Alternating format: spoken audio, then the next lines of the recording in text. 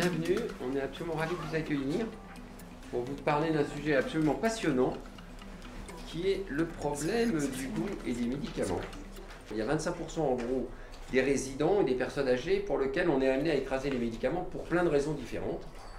Et on écrase les médicaments au début du repas. Et donc il y a une question qui naturellement est apparue, c'est de dire mais est-ce qu'il n'y a pas un impact sur les gouttes?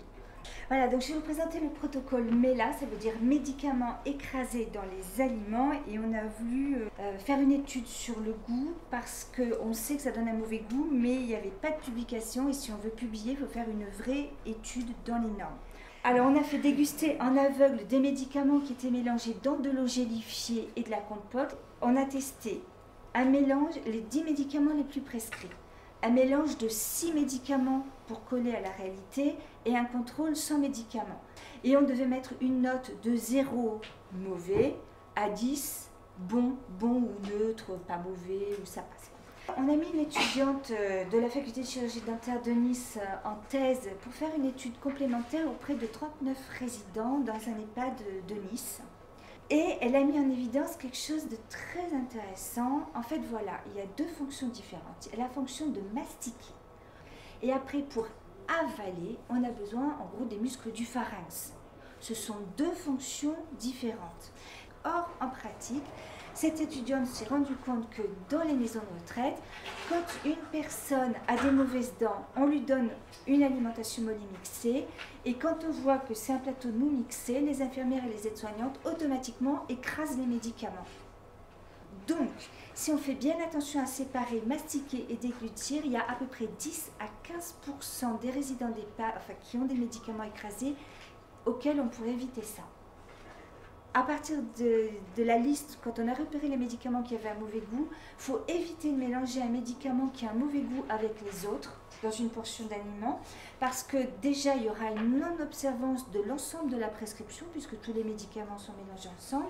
L'aliment vecteur ne sera pas pris et en plus ça va couper l'appétit au repas suivant. Donc on va avoir non-observance au traitement, une perte de poids, qualité de vie épouvantable et puis une perte de temps pour le personnel qui va essayer de faire manger à la béquille. Donc réduire le nombre de médicaments écrasés, ne pas mélanger dans un grand volume, au contraire concentrer les médicaments écrasés dans un petit volume sucré, idéalement 1 ou 2 cuillères de confiture.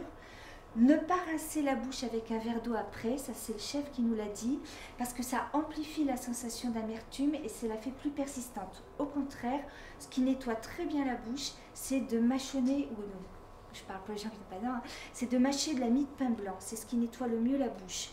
Au niveau des médecins et des pharmaciens, il faut arrêter ou substituer le médicament quand c'est possible et si on peut proposer une autre forme galénique et une autre voie d'administration quand ça existe par exemple des formes pédiatriques. Pour les laboratoires, donc ça c'était un objectif qu'on a qui est ambitieux, il faudrait que les laboratoires acceptent de proposer d'autres formes galéniques pour les personnes âgées qui soient adaptées et qui puissent être mélangées dans les aliments. En conclusion, la délivrance des médicaments et l'alimentation des résidents, c'est compliqué dans les EHPAD. On ne jette la pierre à personne parce que tout le monde fait du mieux qu'il peut. Ce qui serait important, c'est de savoir observer, écouter et après parler et communiquer et remonter les étages, arrêter la barrière étanche. Voilà, donc tout ça, ce sont les travaux qu'on met toujours en partenariat dans le cadre de l'Institut. Je ne sais pas si vous avez eu l'occasion déjà de voir les travaux de l'Institut. Sachez qu'on a un site internet, on a tous nos travaux de recherche, on essaie vraiment de faire de recherche appliquée dans la vraie vie.